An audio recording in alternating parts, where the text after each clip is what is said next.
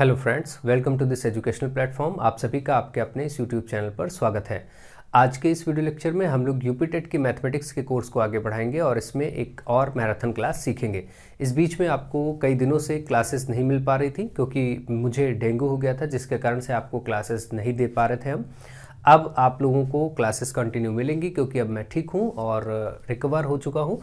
तो चलिए देखते हैं और स्टार्ट करते हैं क्लासेस को। देखिए यहाँ पर आपके सामने क्वेश्चन लिखे गए हैं, उनको आप सॉल्व करिए, आंसर्स निकालिए और आप लोग वीडियोस को अपने फ्रेंड्स में शेयर भी करते रहिए। तो चलिए देखते हैं यहाँ पर क्वेश्चन नंबर 1 में आपको कैसे अप्रोच करनी है। देखिए ये क्वेश्चन नंबर 1 आपको बॉडमॉस रूल पर डिपेंड है।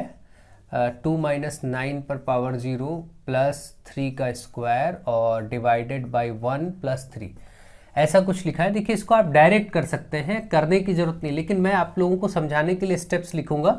बाकी आप यहाँ पर इसको डायरेक्टली जानते हैं कि इसको सॉल्व कैसे करना। देखिए यहाँ पर जब किसी भी संख्या पर घात में 0 होता है तो इसकी वैल्यू तो 1 हो जाती है। ठीक है, पहले मैं आप लोगों को सॉल्व करा देता हूँ, फिर डायरेक्ट अप्रोच भी आपसे डिस्कस कर लूंगा। देखिए यहाँ पर क्या होता है, बॉडमॉस रूल के अकॉर्डिंग ब्रैकेट सॉल्व किया जाता है और ब्रैकेट में जो भी लिखा है 2 - 9 मतलब -7 बचेगा और उस पर घात में 0 है। किसी भी संख्या पर घात में 0 हो तो उसका मान 1 होता है, कोई भी संख्या क्यों ना हो। सपोज ऐसे एक संख्या है और इस पे बाहर घात में 0 है तो इसका मान 1 हो जाएगा। तो इसी प्रकार से इसका भी मान 1 हो जाएगा। तो इतना सेक्शन तो आपका 1 ही हो गया, तो आप इसको 1 कर दीजिए। प्लस 3 का स्क्वायर 9 डिवाइडेड बाई 1 प्लस 3। अब देखिए मैं नोट कर रहा हूँ, नोट करने की जरूरत नहीं है। अब आपको मालूम है बॉडमॉस रूल के अकॉर्डिंग जब ब्रैकेट वाला सेक्शन सॉल्व हो जाता है तो फिर डिवाइड का यानी भाग का सॉल्व किया जाता है। तो भाग कहाँ पर लगा है, यहाँ पर लगा है, तो 9 को 1 से भाग करेंगे वो 9 ही रहेगा, आपको मालूम है। तो यहाँ पर बहुत सिंपल सी बात है, सिंपल सा अप्रोच आपको रखना है। ये तो इतना 9 ही रहेगा भाग होने के बाद। अब आपको प्लस वाली संख्या जोड़ लीजिए और 1 माइनस कर लीजिए। तो 9 3 12 4 16 माइनस 1, ये आपका 15 हो गया आंसर। तो 15 आप देख रहे हैं यहाँ पर सी पार्ट में दिया गया है जो कि राइट आंसर है।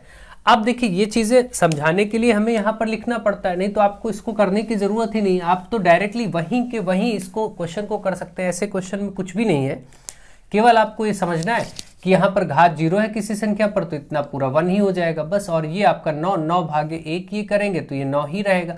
अब 9 3 12 12 4 16 माइनस 1 कर दीजिए, 15 आंसर हो गया। तो इसमें तो पेन चलाने की भी जरूरत नहीं है, आपको सीधे सीधे समझ के डायरेक्टली आप इसका आंसर कर सकते हैं, कोई ऐसी दिक्कत की बात नहीं है। ठीक है, तो मुझे आशा है आप लोग ऐसे क्वेश्चंस बहुत ही आसानी से डील कर लेंगे। बहुत ही सिंपल क्वेश्चन है। सेकंड क्वेश्चन देखिए, बोला गया संख्या 3 की घात 98 को 5 से भाग देने पर शेषफल, इसको समझने की जरूरत है। ऐसे क्वेश्चन थोड़ा सा समझने होते हैं। देखिए 3 की घात 98 को भाग करना है 5 से, भाग करने का मतलब बटे में लिख सकते हैं, और ऐसी स्थिति में शेष क्या आएगा ये आपको निकालना है। तो थोड़ा सा मैंने इसको एक ऐसे क्वेश्चन को बताया था, 2018 में ये क्वेश्चन पूछा भी गया था। तो ये क्वेश्चन मतलब ऐसा ही क्वेश्चन पूछा गया था और ये आपको क्वेश्चन उसी रूल पर बेस्ड है, सॉल्व करना है। तो चलिए देखते हैं ऐसे क्वेश्चन में क्या ध्यान देना होता है। देखिए इसको करने की अप्रोच आप लोग ऐसे ध्यान रखिए कि यहाँ पर जो दो संख्याएं लिखी बटे में, जैसे 3/5, तो ये जो संख्या है 3 और 5 ये को प्राइम होनी चाहिए। पहली शर्त आप ध्यान रखें कि ये को प्राइम होनी चाहिए। को प्राइम मतलब सहअभाज्य संख्याएं। सहअभाज्य संख्याएं वे संख्या होती हैं जिनका मासा HCF 1 होता है। तो आप देखिए 3 और 5 में कोई भी कॉमन नहीं है, कोई भी उभयनिष्ठ नहीं है संख्या, तो इनका मासा तो 1 होगा। या सीधे बोल दें कि जिन संख्याओं का कोई भी कॉमन संख्या ना हो, कोई भी उभयनिष्ठ संख्या ना हो, वो सहभाज्य होती हैं। तो ये देख रहे हैं 3 और 5, अगर ये सहभाज्य है तो आप क्या करें, जो नीचे संख्या आपके बटे में आई है जिससे भाग करना है उससे 1 कम, यानी 5 है तो 5 से 1 कम कितना होगा, 4। 4 के गुणज में इस घात वाली संख्या को तोड़ लेंगे। ध्यान से समझिए, करना क्या है, 3 और 5 सहभाज्य हो तो नीचे वाली संख्या से 1 कम के रूप में इस घात को तोड़ लीजिए। तो 98 को 4 के गुणज में, 5 से 1 कम करेंगे 4 ही आएगा, तो 4 के मल्टीपल में, तो 4 के मल्टीपल में 24 चौके 96 होता है, आपको मालूम है। तो 24 चौके 96 हो गया, ये टूट गया और प्लस 2 और बच जाएगा, बाकी बटे में 5 ऐसे रहने दीजिए। अब देखिए ये जो सेक्शन बनता है जो इससे 1 कम का आपने ब्रेक किया, इतने का शेषफल तो हमेशा 1 होता है, इतने का मान तो 1 ही होता है। तो आप ये देख लीजिए, यहां पर आपको कुछ नहीं करना, यहां पर आपको ये समझना है ये जो प्लस 2 बचा है तो इसको 3 पर ही ये भी घात थी, 3 पर ही ये भी घात है, तो 3 पर घात 2 ऐसे लिख लीजिए और बटे में 5, बस इसी को सॉल्व कर दीजिए, जो आएगा वही शेषफल होगा। 3 का स्क्वायर मतलब 9, 9/5 का मतलब हुआ 5 1 कम 5। जब आप ऐसे भाग करेंगे तो आपका 4 बच जाएगा। देखिए तो यही शेषफल होगा, 4 यहाँ पर शेषफल हो गया। ठीक है, तो सिंपल सी बात है, ऐसे प्रश्नों को आप ध्यान रखें। एक बार फिर से मैं शॉर्ट में इसको बता देता हूं, आप लोग ध्यान दीजिए। यहां पर आपको करना क्या था, 3 की घात 98 को 5 से भाग करना था, जिसमें आप ध्यान देंगे 3 और 5 को प्राइम नंबर है, बिल्कुल को प्राइम है, क्योंकि इनके बीच में कोई भी कॉमन नहीं है। ठीक है, यानी 3 और 5 का मासा 1 होता है, इसलिए को प्राइम सहभाज्य संख्याएं होती हैं। अब अगर वो सहभाज्य संख्या हो तो जो घात वाली संख्या है इसको हमें ब्रेक करना होगा, किसके रूप में, जो भी संख्या जिससे भाग किया जा रहा है बटे में जो संख्या है 5, इससे एक कम के रूप में, इससे एक कम, 5 से एक कम मतलब 4, तो 4 के गुणज में इस 98 को तोड़ेंगे, तो 98 को जैसे ही 4 से भाग करेंगे 16 ही बार जाएगा, सॉरी 24 बार जाएगा, 24 चौके 96, तो जैसे ये 24 बार जाएगा और 2 बच जाएगा, तो इस तरीके से हमने इसको 24 चौके 96 और प्लस 2 ऐसे ब्रेक कर लिया। अब ये जो 2 है इसी को बस केवल इस 3 पर लेकर के और 5 से भाग कर देंगे, जो आएगा वही शेषफल होगा, केवल इतना ध्यान रखें। तो आई होप आप इसको अच्छे से समझ गए होंगे। अगर ऐसे प्रश्न आते हैं तो आप इसको कर पाएंगे और आंसर निकाल पाएंगे। ठीक है, चलिए आगे बढ़ते हैं। नेक्स्ट क्वेश्चन, क्वेश्चन नंबर 3, ये कह रहा है 10 दिनों में मिनटों की संख्या बराबर निम्न घंटों में सेकंडों की संख्या, यानी नीचे जो घंटे दिए गए इसको सेकंड में बदलना है, और 10 दिनों में मिनटों की संख्या, तो 10 दिनों को 10 को पहले घंटे में बदले, 10 दिन है तो 10 दिन का मतलब हुआ 10 गुणे 24 करें तो घंटे हो गए, और घंटे को फिर 60 से करेंगे गुणा तो मिनट हो जाएगा। ये तो आपका मिनट बन गया। चलिए देखते हैं कितना मिनट बना। तो अगर हम इसको मिनट में चेक करते हैं तो 6 चौके 24, 6 दूनी 12, 2 14 और 2 0, इतने मिनट ये बन गया। 10 दिन मिनट में कन्वर्ट हो चुके हैं। अब ये जो घंटे हैं इनको सेकेंडों में, निम्न घंटों को सेकेंडों में, तो इनको सेकंड में कन्वर्ट करेंगे। आपको मालूम है कि 1 घंटा जो होता है उसमें 3600 सेकंड होते हैं, क्योंकि 1 घंटे में पहले 60 मिनट होंगे और हर मिनट में 60 सेकंड होते हैं, इसलिए 60 गुणे 60 करेंगे तो 1 घंटे में तो 3600 सेकंड होते हैं।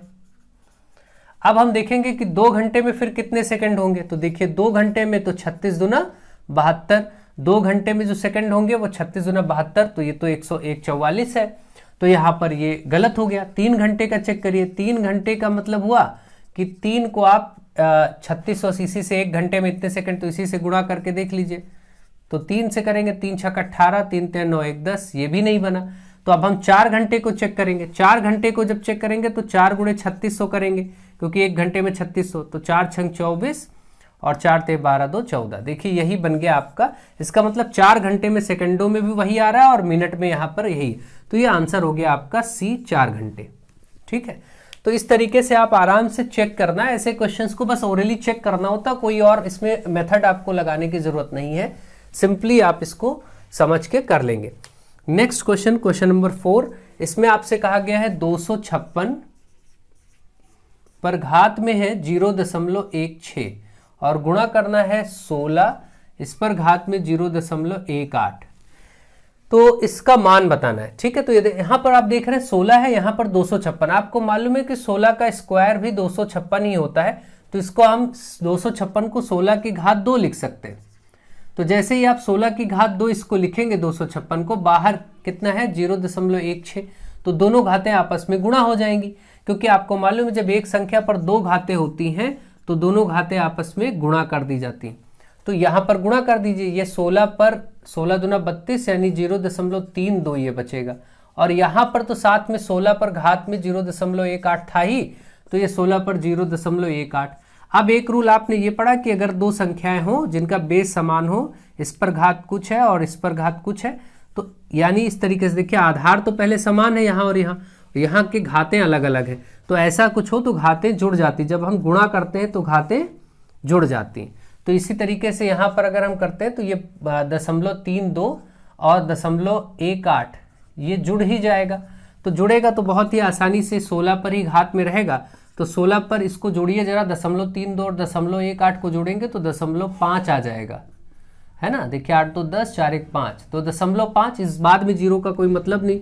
0.5 को आप जानते ही है क्या कहते हैं भाई, 0.5 का मतलब 5/10, दशमलव हटाएंगे नीचे 10 होगा, 5 1 5, 1/2, तो इसका मतलब 16 पर आप 1/2 कह सकते हैं, और 1/2 का मतलब होता है स्क्वायर रूट। किसी भी संख्या पर 1/2 का मतलब स्क्वायर रूट, तो 16 पर स्क्वायर रूट का मतलब 4, इसका आंसर 4 हो जाएगा। ठीक है, बहुत ही आसानी से इसका आंसर आप 4 कर लेंगे। अब देखिए इतना कुछ यहां पर मुझे लिखना पड़ा, 3-4 स्टेप आपके लिए करनी पड़ी, रूल समझाना पड़ा, ये सब आपको अब आगे समझ में आ गया, तो यहाँ से बचना होगा। अब देखिए कैलकुलेशन में आपको कैसे करना है।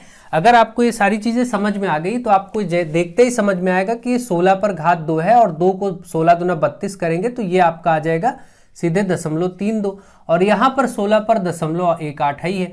अब 0.18 और 0.32 जुड़ के 0.5 हो जाएगा तो 16 पर, क्योंकि दोनों घातें यहाँ पर देखिए आधार बराबर हैं, घातें जुड़ जाएंगी, गुणा होंगी, तो ये 0.5 हो गया। 0.5 को आप 1/2 कह ही सकते हैं, तुरंत 1/2 को इस पर रूट समझिए तो 4 हो गया आंसर। सीधे जिनको रूल मालूम है उनके लिए कोई दिक्कत नहीं। अगर आपने बेसिक कॉन्सेप्ट पर वर्क किया है तो फिर आप वहीं पर काम कर सकते हैं, आपको कुछ भी लिखने करने की ऐसे एक्स्ट्रा जरूरत है ही नहीं, ठीक है। तो आप लोग थोड़ा सा बेसिक्स पर काम करिए, कोशिश करिए कि सारे कॉन्सेप्ट आपके माइंड में हो ताकि आप फटाफट कर सकें और कैलकुलेटिव लाइंस को आप एलिमिनेट कर सकें। जो 4-5 स्टेप में आपको करना पड़ता है वो सब आपको करना ही ना पड़े, ठीक है। तो आप लोग प्रयास करिए, ज़्यादा से ज़्यादा अच्छे से प्रैक्टिस करिए और ढंग से उसको सॉल्व करिए। चलिए आगे बढ़ते हैं और प्रश्नों को सॉल्व करते हैं।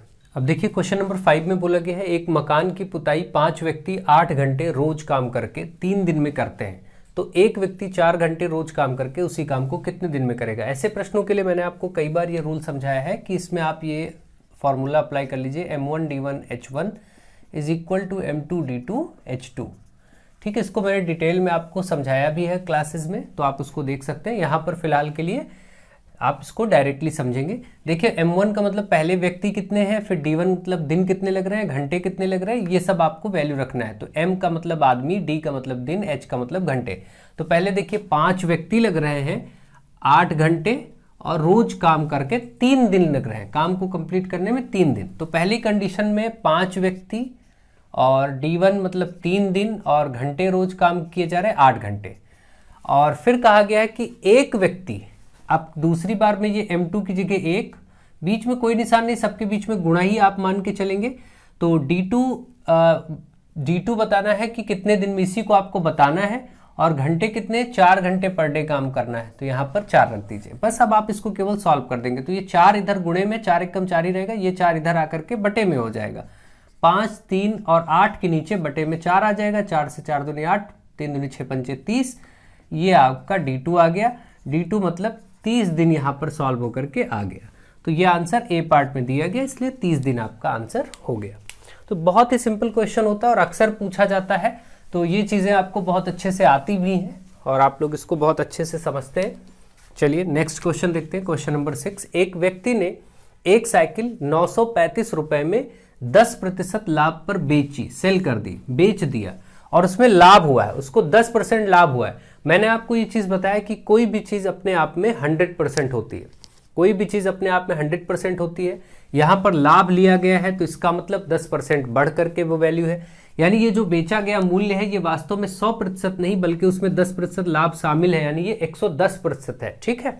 तो हम ये कह सकते हैं कि अगर वो चीज़ जितने की भी रही होगी, इस वक्त कुल मिला के ये जो वैल्यू है ये 110% है, 110% है। तो हम देख लेंगे कि ये मान लेते हैं x है अगर उसका मूल्य, तो x का 110% ये बराबर होगा इस 935 के। सिंपल सी बात है। अब ये आपको फाइंड करना है तो 110 के बटे में 100 हो जाएगा बराबर 935, ठीक है। अब ये चीज़ जो है उधर आप गुणा कर देंगे, 935 गुणे 100, क्योंकि बटे में उधर गुणे में, और ये आपको बटे कर देना है, इसी को सरल कर देना है बस। तो आप इसको आप डायरेक्टली भी याद रख सकते हैं, ऐसे केसेस में डायरेक्ट भी कर सकते हैं, लेकिन समझने के लिए आपको ये सारी स्टेप लिखना जरूरी होता है। अब देखिए यहाँ से आप इसको कट कर दीजिए, 11 से देखिए यहाँ पर कट जाएगा, 11 8 88, 11 8 88 के बाद यहाँ पर कितना बचा, 88 के बाद 3 इधर 2 इधर 5 बचा, तो 11 पचे 55 हो जाएगा। अब 85 गुणे 10 मतलब 850, इसका मतलब वो 850 रुपए की थी, ये आपका आंसर हो गया। अच्छा, अगर आप इसको डायरेक्टली समझना चाहें तो डायरेक्टली भी कर सकते हैं, ये सब करने की जरूरत भी नहीं है। आप अगर ऑप्शन से देखना चाहें तो भी इसको आप अप्रोच कर सकते हैं। इसको ऐसे सोचना है कि देखिए अगर ये 935 में बेचा है उसने, तो जाहिर सी बात है लाभ भी हुआ 10% का, तो इसका मतलब उसको लाभ हुआ है, 935 में बेचा है। अब आप देखिए इसमें माइंड से आप अगर सोचेंगे, इतने में सेल किया है, सेल प्राइस, ये आपको माइंड में सोचना है, ठीक है, कि इतने में बेचा है, तो जाहिर सी बात है इससे कम मूल्य पहली बात तो रहा होगा, तभी लाभ होगा, इससे कम मूल्य में खरीदा होगा। तो ये वाला तो पहले हो नहीं सकता क्योंकि यहाँ 945 है।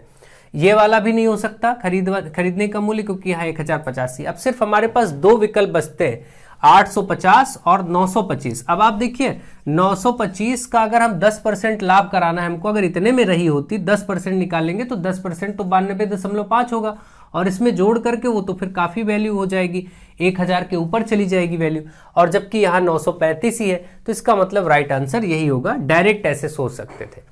ठीक है, अब आप देखिए अगर 850 की थी और 10% इसका 85 आएगा तो 85 इसमें जोड़ के देख लीजिए फटाक से, 5 8 5 13, ये 935 देखिए आ गया, और ये आपका मैच कर गया, खत्म। तो कुछ करना ही नहीं है, सीधे सीधे आप ऑप्शन से देख सकते हैं, एलिमिनेट कर सकते हैं, कोई प्रॉब्लम की बात नहीं, और बहुत आसानी से आप इसको कर भी सकते हैं।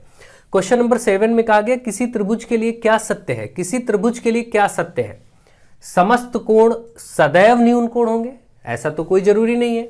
कोई त्रिभुज ऐसा भी बनता है जिसमें न्यून कोण क्या 90 डिग्री का कोण बनता है, समकोण बन जाता है, तो ऐसा तो नहीं है कि समस्त कोण न्यून कोण होने चाहिए, ऐसी कोई शर्त नहीं है। ठीक है, कि हर एक त्रिभुज बनाने में न्यून कोण होना चाहिए। ठीक, ये बात सही है कि न्यून कोण के साथ आपका त्रिभुज तो बनता है, लेकिन सारे त्रिभुजों के लिए ये बात सत्य नहीं है। ये देखिए यहाँ पर आपका समबाहु त्रिभुज अगर मैं बनाऊं तो 60 60 60, इसमें सभी न्यून कोण होते हैं, लेकिन इसी के साथ हम ऐसा भी त्रिभुज देखते हैं जिसमें ये 90 डिग्री का कोण बनता है, इसको समकोण कहते हैं। इसी के साथ हम ऐसे भी देखते हैं कि अधिक कोण भी होना चाहिए होते हैं। यहाँ पर देखिए 90 से बड़े भी कोण जैसे 120 125 ऐसे, तो ये अधिक कोण त्रिभुज, तो ऐसे कई त्रिभुज बन सकते हैं। तो ऐसा तो जरूरी नहीं कि समस्त कोण सदैव न्यून कोण हो त्रिभुज के लिए, ये सब हमेशा बात सत्य नहीं है। एक कोण सदैव समकोण हो, ये भी कोई जरूरी नहीं कि आप समकोण, ये बात अलग है कि समकोण त्रिभुज अगर बोला जाता तो उसमें एक कोण सदैव 90 होता है, लेकिन हमेशा हर त्रिभुज के लिए सामान्य रूप से यहां चर्चा की गई है कि किसी त्रिभुज के लिए क्या सत्य है, तो हर एक त्रिभुज के लिए ये बात सत्य थोड़ी ना है कि उसका सदैव एक समकोण हो यानी 90 डिग्री होती है, ये भी गलत हो गया। एक कोण सदैव अधिक कोण हो, ये भी बात सही नहीं है, ये भी जरूरी नहीं कि एक कोण सदैव अधिक कोण हो। यहां देखिए इस त्रिभुज में अधिक कोण है, तो ये जरूरी नहीं, ऐसा त्रिभुज भी हो सकता है, ऐसा भी हो सकता है, ऐसा भी हो सकता है, यानी ये बात भी गलत है। एक कोण न्यून कोण होगा, ये बात बिल्कुल सही है कि एक कोण तो न्यून कोण जरूर बनेगा, चाहे देखिए कोई भी त्रिभुज बना, इसमें तो तीनों ही न्यून कोण है, मतलब एक तो न्यून कोण है ही। इसमें देखिए ये 90 के बाद ये न्यून कोण दोनों बनते हैं, यहां पर अधिक कोण एक बनाने के बाद ये न्यून कोण ही बना क्योंकि 90 से कम, तो ये बात तो सत्य है कि एक कोण तो न्यून कोण बनेगा। ठीक है, तो इस प्रकार से ये डी पार्ट सही है, लेकिन बाकी के ए बी सी तीनों पार्ट इसमें गलत हैं। आई होप आप इस बात को बहुत अच्छे से समझ गए होंगे। और न्यून कोण अधिक कोण आप सभी बहुत अच्छे से जानते हैं। न्यून कोण वो होते हैं जो 0 से 90 डिग्री के बीच में होते हैं, वो न्यून कोण यानी एक्यूट एंगल कहे जाते हैं। जो एग्जैक्टली 90 डिग्री होते हैं उनको समकोण कहा जाता है, यानी कि राइट एंगल जिनको कहते हैं। जो 90 से 180 के बीच में आते हैं ये सभी कोण अधिक कोण यानी ऑब्ट्यूस एंगल कहे जाते हैं, है ना। तो ये सब बातें आपको मालूम है बहुत अच्छे से। 180 से बड़े आगे जाएंगे तो वृहद कोण हो जाते हैं जिनको हम रिफ्लेक्स एंगल्स बोलते हैं। तो ये सारी चीजें मैं आपको पढ़ा भी चुका हूँ, समझा भी चुका हूँ, और सारी चीजें आपको लगभग मालूम है। तो चलिए आगे बढ़ते हैं और प्रश्नों को सॉल्व करते हैं। देखिए क्वेश्चन नंबर 8 में आपसे कहा गया एक आयताकार मैदान की लंबाई 60 मीटर तथा चौड़ाई 40 मीटर है।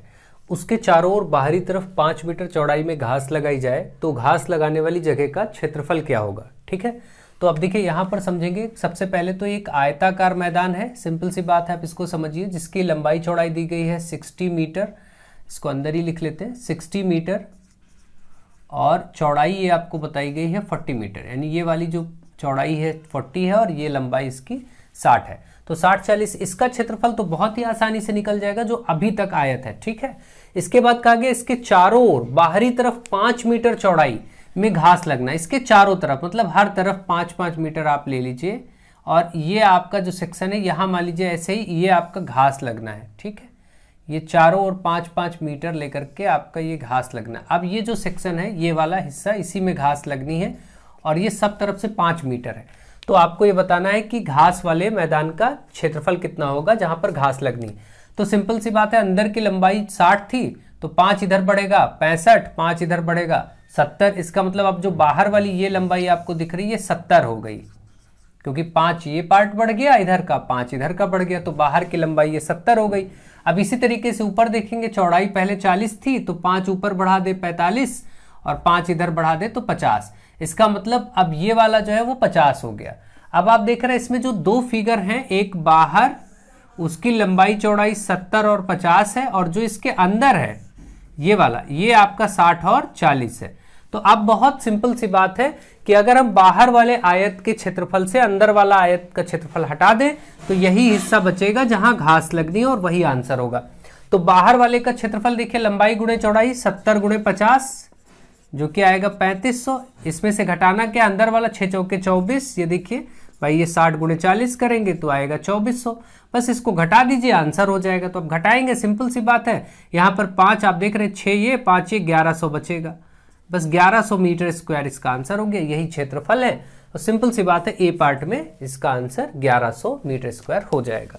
तो ऐसे क्वेश्चंस को आपको यहाँ पर केवल समझना है, डायग्राम बना के देखिए समझना हुआ, बाकी इसमें कुछ है नहीं। इसको तो सीधे ही सीधे ऐसे किया जा सकता है, इसमें ना कुछ लिखने की जरूरत है ना कुछ बताने की जरूरत है। बहुत आराम से इजीली आप इसको अप्रोच कर सकते हैं। क्वेश्चन नंबर 9 में आपसे कहा गया दो संख्याओं का मासा लासा इतना इतना है, यदि एक संख्या 77 है तो दूसरी संख्या। तो ऐसे प्रश्नों को भी बहुत आसानी से आप कर लेते हैं। एलसीएम इंटू एचसीएफ, यानी लासा गुणे मासा बराबर पहली संख्या गुणे दूसरी संख्या।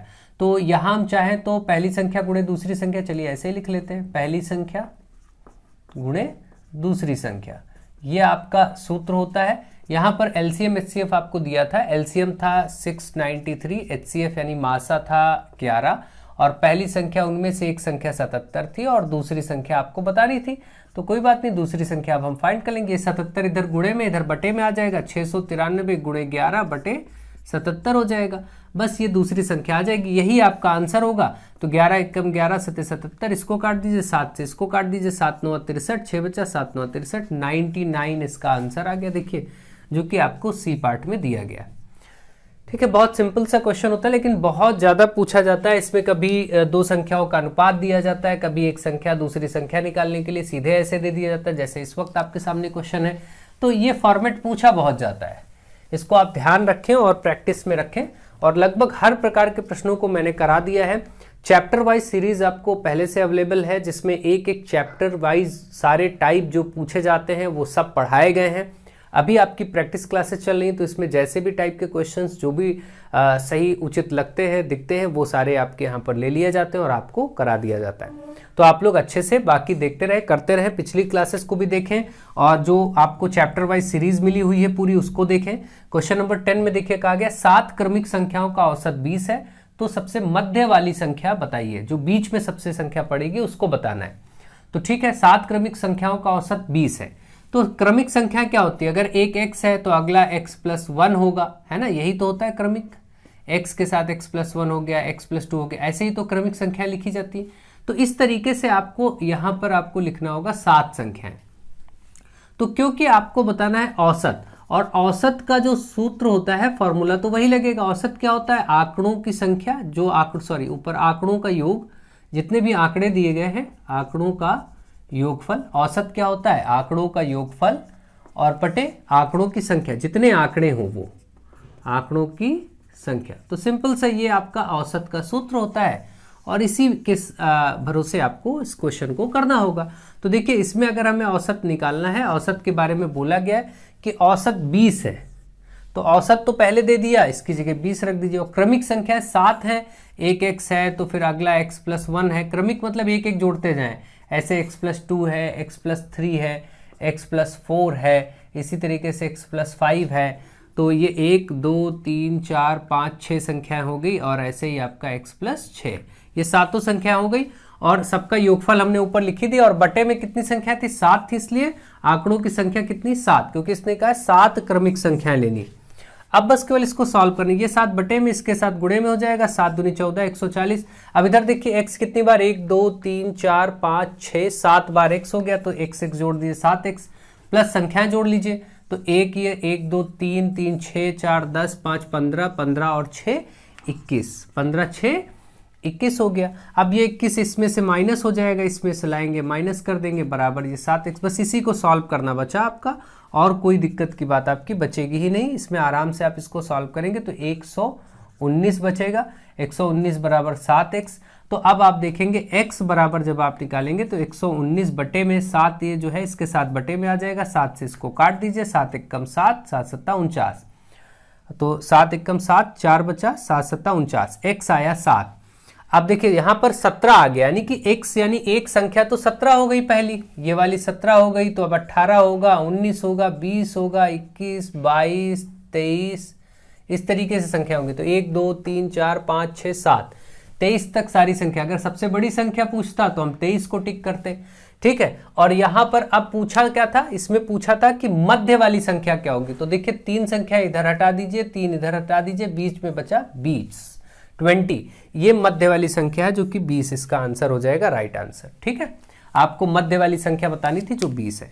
तो बहुत ही सिंपल तरीके से आप ऐसे क्वेश्चंस को कर सकते हैं, कोई दिक्कत की बात नहीं। आई होप आप इसको समझ रहे होंगे, सीख रहे होंगे। चलिए आगे बढ़ते हैं और प्रश्नों को सॉल्व करते हैं। देखिए क्वेश्चन नंबर 11 में आपसे कहा गया किसी गोले की त्रिज्या जिसका आयतन और क्षेत्रफल बराबर होगी। अगर किसी गोले का आयतन और क्षेत्रफल बराबर हो तो उसकी त्रिज्या क्या होगी, ये बोला गया। तो गोले का आयतन आप लोग जानते, देखिए ये कह रहा है आयतन यानी वॉल्यूम v बराबर उसके क्षेत्रफल का हो। आयतन का सूत्र गोले का होता है 4/3 पाई r क्यूब, ये बराबर हो उसके क्षेत्रफल के, यानी कि गोले का क्षेत्रफल का सूत्र होता है 4 पाई r स्क्वायर, यानी 4 पाई r स्क्वायर। तो अब आप देख रहे हैं यहाँ से 4 कट जाएगा, पाई कट जाएगा। भाई ये 4 और पाई जो है ये दोनों इधर बटे में आ जाएंगे, ऊपर से कट जाएंगे, चाहे ऐसे करिए या डायरेक्ट काट लीजिए। अब आप देख रहे हैं यहाँ से r स्क्वायर भी अगर हम इधर ले आए बटे में, तो r स्क्वायर से r क्यूब में कट के केवल एक r बचेगा, ऊपर r नीचे 3, और इधर तो पूरा कट गया तो इधर एक ही बचा। अब ये 3 उधर जाएगा तो r बराबर 3 एकम 3 ही हो जाएगा, इसका मतलब 3 यूनिट आंसर आ जाएगा।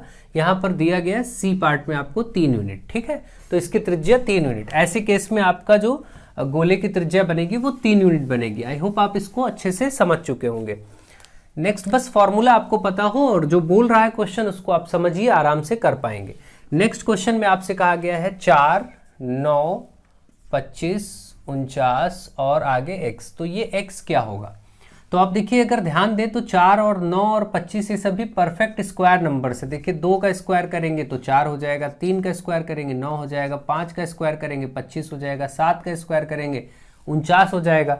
लेकिन यहाँ कोई क्रम नहीं दिख रहा है, ठीक है। ऐसा नहीं दिख रहा 2 3 4 5 6 या फिर सम या विषम, ऐसा कुछ नहीं। तो आप एक चीज देख पा रहे हैं, यहाँ पर जो आपको क्रम दिख रहा है वो क्रम कौन सा है, अभाज्य संख्याओं का वर्ग। 2 3 5 7 ये अभाज्य संख्या, आपको मालूम सबसे छोटी अभाज्य संख्या 2, फिर 3, फिर 5, फिर 7, और इसके बाद फिर अभाज्य संख्या अगली आती है 11, क्योंकि 9 तो भाज्य होता है। तो आप 11 का स्क्वायर करेंगे तो 121, यही अगले पैटर्न पे यहाँ पर आना चाहिए 11 का स्क्वायर, ठीक है। तो 11 का स्क्वायर मतलब 121 आंसर हो जाएगा। ये आप अच्छे से समझ चुके होंगे। ध्यान से देखिए, समझिए तो कोई गलती नहीं होगी। देखिए अगर यहाँ पर देखें तो 2 से 3 में एक ही का अंतर है, डायरेक्ट कोई ऐसा क्रम से नहीं लिया गया है। बस ध्यान देंगे जब लिख के तो आपको पता चलेगा कि 2 3 5 7 ये कैसे हैं, स्टार्टिंग से ही अभाज्य संख्याओं के वर्ग कर करके ऊपर लिए जा रहे हैं संख्याएं। तो इस प्रकार से आप इसको अच्छे से समझ गए होंगे, इसीलिए यहाँ पर 121 आएगा। बहुत ही आसानी से आप इसको कर सकते हैं। नेक्स्ट क्वेश्चन, क्वेश्चन नंबर 13, इसमें बोला गया एक अध्यापक के लिए कौन सा कौशल अति आवश्यक है। कौन सा कौशल अत्यंत आवश्यक है, कौन सी स्किल होनी चाहिए अध्यापक में। बच्चों को ज्ञान, पहला देखिए बच्चों को ज्ञान की खोज के लिए प्रोत्साहित करना, बिल्कुल ये कौशल तो होना ही चाहिए कि बच्चों को ही प्रेरित किया जाए, प्रोत्साहित किया जाए कि वो ज्ञान की ओर बढ़ें, यानी कि नॉलेज की तरफ बढ़ें, हमेशा अच्छी चीजें सीखें समझें। तो ये बात तो गुण होना ही चाहिए। आगे बोला गया बच्चों के लिए सभी सूचना रखना, ये कोई आवश्यक गुण नहीं है, इसलिए नहीं है क्योंकि बच्चों के लिए सभी सूचनाएं रखना, अगर एक अध्यापक हर प्रकार की सूचना रखता है, कोई फॉर्म कब आया है, क्या आपको कौन पास होगा कौन फेल होगा, कैसे क्या होगा, यानी कितना परसेंटेज कैसे जाएगा, दुनिया भर की सूचनाएं रखना, अलग अलग तरह की जानकारियां रखना, तो ये कोई आवश्यक बात नहीं इतना, बल्कि बच्चों के पास वो कौशल आए कि वो समझदारी रख पाए, वो समझें उन चीज़ों को कि कैसे किसी चीज़ को समझना है, कैसे आगे बढ़ना है। तो ये पहला पार्ट ही इसका राइट आंसर है जो कि दिख रहा है। बाकी देखिए यहाँ पर ऑप्शंस ज़्यादा अच्छे नहीं दिख रहे हैं। बच्चों से विषम वस्तु को स्मरण कराना, ये कोई ज़रूरी नहीं कि टेढ़ी मेढ़ी चीज़ों को अध्यापक याद करवा दे तो वही एक कुशल अध्यापक है। सिर्फ टेढ़ी मेढ़ी चीज़ों को याद कराना ये कोई एक कौशल तो है नहीं कि विशेष कौशल इसी को कहेंगे कि केवल आप विषम वस्तुएं यानी जो टेढ़ी मेढ़ी यानी अजीब सी चीज़ें लर्न करने में, याद करने में हो, उनको याद कराया जाए। बच्चों को परीक्षा में अच्छे प्रदर्शन, केवल परीक्षा में ही अच्छा प्रदर्शन कराया जाए, केवल इसके लिए प्रोत्साहित करना ये भी एक विशेष गुण नहीं होगा। यानी एक अच्छे अध्यापक या एक अध्यापक के अंदर जो एक गुण इनमें से जो आपके सामने है इनमें से होना चाहिए, वो विशेष रूप से ये होना चाहिए कि बच्चों को ही ज्ञान की खोज के लिए प्रेरित किया जाए, यानी बच्चे स्वयं ही ज्ञान की ओर आगे बढ़ें। जब आप नॉलेज गेन करेंगे, हर तरह से सीखेंगे, समझेंगे, तो आप स्वयं ही आगे अपना मार्ग प्रशस्त कर लेंगे, अपना मार्ग स्वयं ही बना लेंगे, कोई दिक्कत नहीं होगी। इसीलिए एक अध्यापक का विशेष गुण या कौशल होना चाहिए बच्चों को ज्ञान की खोज के लिए प्रोत्साहित करना, और बाकी के यहाँ के ऑप्शंस इतने सटीक नहीं है। ठीक है, तो ये बात आप समझ रहे हैं और अच्छे से देख रहे हैं। तो चलिए आगे बढ़ते हैं और ये 2-3 प्रश्न और कर लेते हैं। देखिए क्वेश्चन नंबर 14 में आपसे कहा गया 1 से 40 तक विषम संख्याओं का योग क्या होगा। 1 से 40 तक की संख्याएं लेनी है। 1 से 40 में आपको मालूम है कि 20 संख्याएं होंगी जो सम होंगी और 20 संख्याएं होंगी जो विषम होंगी, जाहिर सी बात है। तो अब ये 20-20 संख्याएं सम और विषम होंगी, इतना आप समझ गए। अब विषम वाली संख्याओं का योग, तो ये याद रखें जब क्रम से विषम संख्याओं का योग बताना होता है 1 से शुरू करके 1, 3, 5, 7 ऐसे करके आप जाएंगे और 40 तक में पहुंचेंगे तो अगला ये 39 यही मिलेगा आपको। इस तरीके से आप बढ़ते जाते हैं। तो विषम संख्याओं का जो योगफल होता है उसका एक सूत्र होता है विषम संख्याओं का योग, इसका सूत्र होता है n स्क्वायर, जितनी संख्या उसका स्क्वायर। तो संख्याएं कितनी विषम 20, तो बस 20 का स्क्वायर कर दीजिए, आंसर हो जाएगा। क्योंकि ऐसे आप जोड़ते चले जाएंगे, बहुत लंबी प्रक्रिया होगी और इसमें आप स्क्वायर करेंगे 20 का, तो 20 गुणे 20 यानी 400। तो विषम संख्याओं का योगफल आ गया 400, जो कि डी पार्ट में दिया गया है। तो आपको अगर ये बेसिक्स मालूम है तो आप अच्छे से कर सकते हो। और ये सारे बेसिक्स मैंने नंबर सिस्टम में अच्छे से पढ़ाए हैं, एक एक चीज़ें आपको डिटेल में बताई गई हैं, समझाई गई, सारे फॉर्मूले आपको नोट कराए गए हैं। ठीक है, तो आप उसको पढ़िए, सीखिए। 1 से 100 तक की संख्याओं में अंक 0 कितनी बार आता है। आपको मालूम है 0 जब 1 से आप शुरू करेंगे चलना तो पहले 10 आएगा जिसमें आपको 0 दिखाई पड़ेगा, फिर 20, 30 ऐसे ही आप चलेंगे, 40, 50, 60, 70, 80, 90 और फिर 100। तो ये आपको इतने अंकों में के साथ संख्याओं के साथ 0 दिखता है। तो इसमें काउंट करिए 0 कितने हैं, 1, 2, 3, 4, 5, 6, 7, 8, 9 और 2 0 यहाँ पर हो गए। तो 11 0 आपके सामने दिखेंगे कि 11 0 आएंगे 1 से 100 तक की संख्याओं के बीच में। तो कभी कभी बहुत ऐसे बेसिक क्वेश्चंस पूछ लिए जाते हैं जो कि आपको आपके माइंड की क्षमता को चेक करने के लिए होता है और बहुत ही सरलता से आपको ये चीज़ें समझ में आ भी जाती हैं। बस ये है कि वहाँ पर एक प्रेशर होता है एग्जामिनेशन हॉल में, उन चीज़ों को आपको समझना होता है बस, और कोई दिक्कत नहीं। बाकी ये सब क्वेश्चंस बहुत ही सिंपल चीज़ें हैं।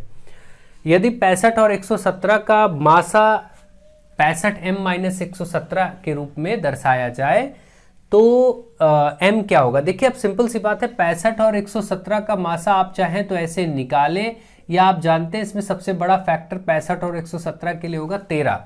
13 पचे 65, 13 9 117, तो 13 ही मासा होगा। लेकिन निकालना चाहे तो आप निकाल सकते हैं। देखिए 65 एक कम 65 करेंगे,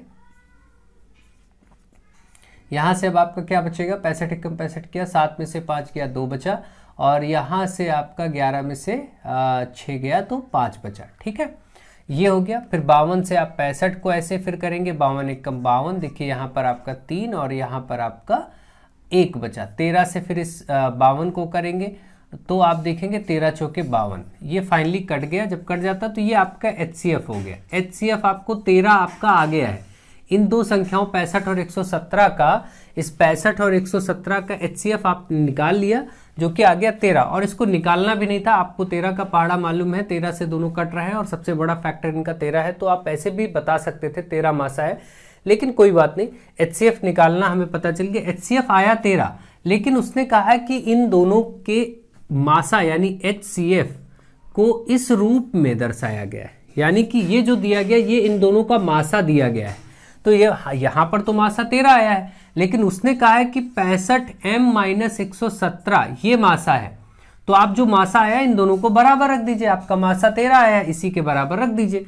अब 117 को उधर ले जाइए, देखिए माइनस में उधर प्लस हो जाएगा, तो 13 के साथ 117 जब प्लस होगा तो ये आपका आएगा कितना, 17 3 20 और 10 130 ही आया। तो इधर देख रहे 65 m बराबर 130, तो m बराबर 130 के नीचे 65 ये गुणे में इधर बटे में आ जाएगा, 65 से 2 बार में कट गया, तो m का मान सामान्य रूप से 2 आपके सामने आ गया, बहुत ही आसानी से। कोई दिक्कत नहीं है, ऐसे प्रश्नों को ध्यान रखें, बहुत ही सिंपल सा प्रश्न है, बस समझना था कि उसने बताया कि जो इन दोनों 65 और 117 का मासा होगा वो ये होगा, और 65 117 का मासा आप 13 निकाल भी सकते हैं, जानते भी हैं, तो उन दोनों को बराबर रखा और m का मान निकाल दिया। ठीक है, अगला प्रश्न है प्रथम 5 धन ऋण संख्या। ऋण संख्या मतलब प्राइम नंबर्स यानी अभाज्य संख्याएं। तो प्रथम संख्या तो 2 होती है, जो अभाज्य यानी ऋण संख्या कहें, ऋण कहें या अभाज्य संख्या कहें, सबसे पहली अभाज्य ऋण संख्या जिसको हम इंग्लिश में प्राइम नंबर कहते हैं वो तो 2 होती है। सबसे छोटी संख्या ऋण संख्या 2 होती है, फिर अगला 3, फिर 5, फिर 7 और फिर 11। तो 5 संख्या ये हो गई, आप इनको बहुत अच्छे से जानते हैं। इन्हीं का योगफल बताना, तो 2 3 5 5 10, 10 और 11 21, 7 28। ठीक है, फिर से एक बार चेक कर लीजिए, 11 7 18, 18 11 7 18, 5 23, 3 26, 2 28, 28 इनका सम आ रहा है जो कि सी पार्ट में दिया गया। तो बस योगफल बताना था आपको, वो आपके इस नॉलेज को टेस्ट करना चाहता है कि इस प्रश्न में कि आप ऋण संख्याएं जानते हैं या नहीं जानते हैं। तो सिंपल सी बात है, आप अच्छे से इसको समझ गए, कर लिया होगा आप लोगों ने। आई होप आपको ये सारी क्वेश्चंस बहुत अच्छे से समझ में आ रहे होंगे। देखिए, अब आपको आपके लिए कोशिश की जाएगी कि आपको एक दिन में कम से कम 2 क्लासेस कराई जाए या फिर एक कोई क्लास 30 क्वेश्चंस की हो तो पूरी कराई जाए। तो अब देखते हैं कि क्या प्रोसेस होता है। कोशिश की जाएगी कि एक क्लास आपको मॉर्निंग में और एक क्लास आपको इवनिंग में मिल जाए। तो 2 क्लासेस मिलने के लिए आपके लिए मैं कार्य करने पर विचार कर रहा हूँ। तो बहुत ही शीघ्र आपको 2 क्लासेस मिलेंगी, एक मॉर्निंग और एक इवनिंग। तो 15 क्वेश्चंस के आसपास अराउंड होंगे। बाकी तो होने को, जैसे इसमें 17 हो गए, कभी 18 हो गए, 20 हो गए, वो अलग बात है। आपको क्लासेस 2 प्रोवाइड की जाएंगी यूपी टेट को ध्यान में रखते हुए, एक मॉर्निंग में और एक इवनिंग में। आप लोग बाकी वीडियोस को ज़्यादा से ज़्यादा शेयर करते रहिए, खूब प्रैक्टिस करिए, सीखिए, आगे बढ़िए और अच्छे नंबर से पास होइए। So thank you to all of you.